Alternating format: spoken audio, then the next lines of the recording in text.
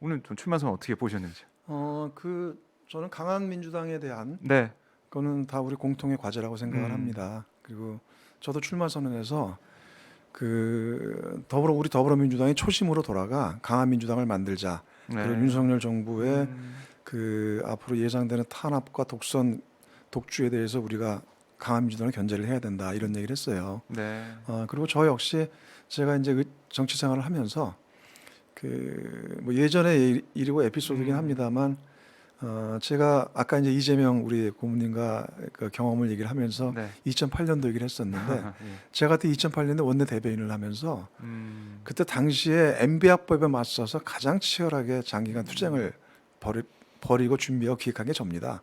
아. 네, 그때 국회에서 그 연말 12월 24일 국회 본회의장을 전격적으로 들어가서 우리가 너무나 힘이 부족하니까 의석수가 너무 최후의 적었죠. 방어선을 네. 치기 위해서 예.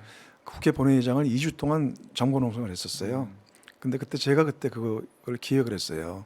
기획을 네. 하고 그리고 나중에 이제 그때 굉장히 많은 뭐 아주 엄청난 그러면서 이제 국회 선진화법이 생기게 됐지만 네. 그리고 당시에 이제 그쪽에서 이제 당시 한나라당 쪽에서 그거를 집권상정을 한나라당 의장이 할 때 그때는 그쪽이 의석이 과반이 넘었고 우리가 80석밖에 안 됐어요. 네.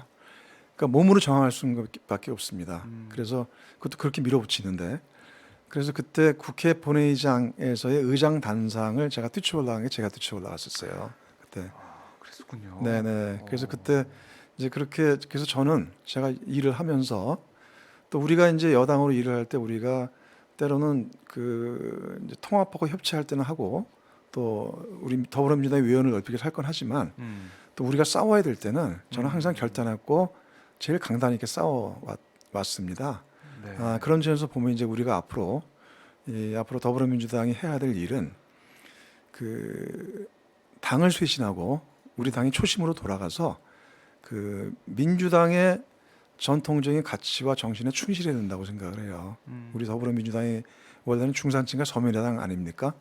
네, 중산층의 서민의당으로서 사회적 약자를 대별하고 또 우리나라의 그다음에 정의와 그다음에 공정 그리고 평화 네. 그리고 이제 이런 양극화해서 이런 이거 우리 전통적 가치예요. 그리고 그다음에 개혁 과제들이죠. 그래서 우리는 이제 이거에 충실해야 된다. 다시 초심으로 돌아가서 네. 우리가 저희들에게 우리가 신뢰를 잃었던 것이 민주당도 기득권화되고 내로남불에 그다음에 개혁을 주저하고 있다. 우리가 지금 이런 질타를 듣고 있지 않습니까? 네. 네, 그래서 그런 부분들이 이제는 불식하고 과감하게 우리가 떨쳐 일어서야 된다고 생각을 해요. 그리고 그것을 할 수 있는 제일 첫 번째 단추는 우리가 하다가 못했 연기했던 네. 검찰 개혁과 언론 개혁은 이번 반드시 처리해야 된다고 생각을 합니다. 네, 그러니까 문재인 대통령께서 퇴임하시기 전에 네.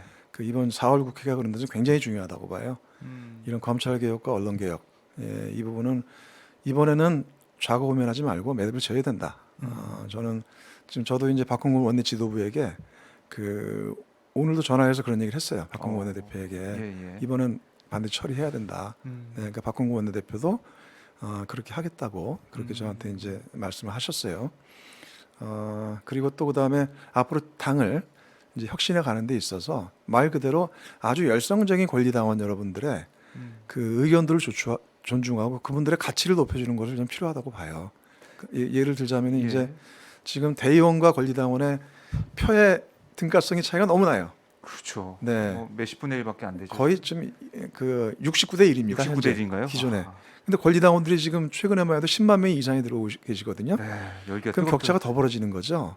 그래서 이 부분은 좀 크게 조정을 해줄 필요가 있습니다. 네. 그리고 또 하나는 최근에 이제 대통령 선거 이후에 민주당을 지키고 이재명을 지켜야 된다 이러시면서 자발적으로 자기 돈을 내시면서 권리당원으로 벌써 10만 명이 넘게 들어오셨어요. 그러니까요. 근데 현재 기존의 우리 당원 당규에 보면은 권리당원의 행사일이 6개월이 지나야 되거든요. 그럼 8월 전당대회 네네네. 그게 너무 멀은 권리를 겁니다. 행사 못한. 예. 그래서 그거를 지금 6개월을 3개월로 좀 줄여서 8월 전당대회가 우리의 이제 새로운 네. 당의 지도부를 뽑는 굉장히 중요한 선거이기 때문에 그 지도부가 앞으로 2년을 가는 거 아닙니까? 다음 총선 때까지. 네. 그래서 그렇게 지금 대선 이후에 우리 더불어민주당에 힘을 주겠다고 들어오시는 권리당원들의 의사를 반영해줘야죠. 네. 그래서 그런 부분들이 현재 당 쇄신의 우선적 과제라고 생각을 해요. 그리고 이 부분은 우리가 좀 더 이제는 단호하게 좀 이제 해야 된다 이렇게 말씀드립니다. 네. 이 민주당의 변화와 혁신을 바라는 마음에서 네, 네. 새롭게 가입한 권리당원들의 권리를 행사할 수 있는 기회를 만들어야 된다. 네. 이런 말씀이신데 이 부분들 좀 아마 또 평가가 있을 것 같고요. 네, 네. 자, 이제 김동연 대표도 나온 상황에서 네. 말씀하신 흥행은 될 것 같아요. 제가 봤을 때 흥행은 네, 확실히 네. 된 네, 상황인데 네, 네. 중요한 거는 경선 결과겠죠. 네, 네. 어떤 후보가 이제 본선에 나가게 될 것이냐. 또 우리 의원님도 후보 중에 한 사람으로서 네. 정정당의 경쟁을 하실 텐데 네. 지금 언론이 주목하는 부분은 바로 이제 경선 룰입니다. 네, 네, 네. 왜냐하면 김동연 대표가 이제 외부에서 들어왔는데 똑같이 뭐 당원 50, 국민 여론 50으로 하게 된다면 김동연 대표가 불리한 거 아니냐 오히려 당의 기반이 하나도 없는데 이거는 좀 어떻게 좀 보정이 돼야 되는 거 아니야? 이런 얘기가 좀 나오고 있단 말이죠. 어떻게 보십니까? 저는 그 부분은 굉장히 좀 무리할 수가 있는 문제라고 생각을 합니다. 그러니까 이제 현재까지 4명의 후보가 이제 다 출마 선언을 네. 하지 않았습니까? 그러니까 4명의 이제 경쟁이 이제부터 시작이 되는 거죠. 그리고 경선판이 이제 커지게 됐기 때문에 국민적 관심도 높아지게 되고 그렇죠. 저는 이 경선 앞으로 결과가 그 저를 포함해서 누가 되더라도 우리가 이제 힘을 합치고 하면은 이번 저희가 본선에서 우리가 반드시 승리할 수 있다고 저는 확신을 합니다. 네, 네. 그만큼 이제 관심도 커졌고 그래서 경선을 아주 공정하면서 페어하게 치르는 게 대단히 중요합니다. 선의 경쟁을 하면서 네. 그 나중에 힘을 합할 수 있도록 그렇게 가야 될 거고요.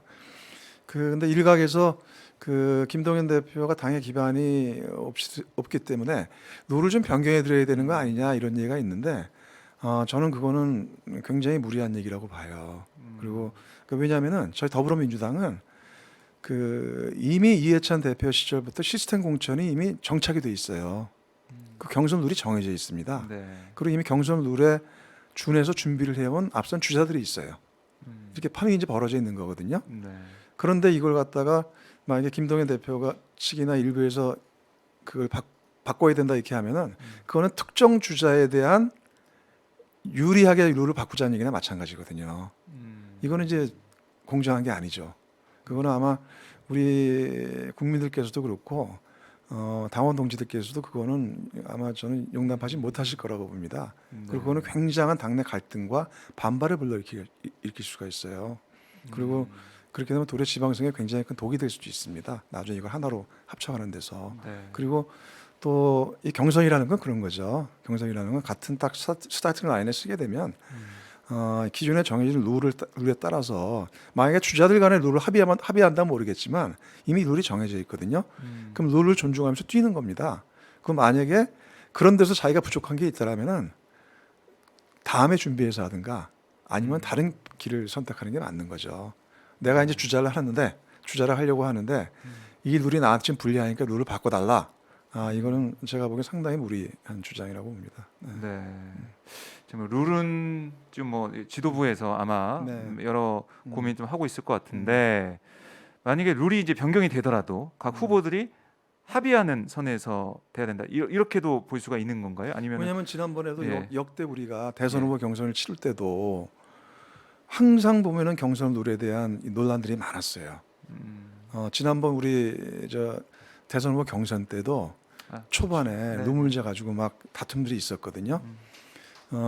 그리고 예전 대통령 선거 후보나 각 그 주요 선거에 전국 단위 네. 선거에 선거를 치를 때도 룰 문제 가지고 이게 다 유불리가 작용을 하지 않습니까? 네. 그러니까 그래서 그거를 이해찬 대표 때 다시는 이런 일이 없도록 시스템 공천을 룰을 아예 세팅을 해버린 거예요. 네.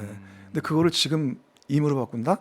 네. 그거는 특정 주자에게 유불리에 따라서 의무적으로 룰을 변경한다는 굉장히 안 좋은 선례가 되는 겁니다. 네. 그래서 저는 그거는 그런 일이 있어서는 절대로 안 된다고 생각을 해요. 그리고 국민들이 보시기에도 만약에 이런 문제로 해서 논란이 벌어지게 되면 지난번 우리가 서울시장 선거와 부산시장 보궐선거 때 우리가 합의해 놓은 규칙들이 있었거든요. 네. 그런데 그거를 다시 뒤집어 엎고 이제 후보를 공천을, 냈다가 네.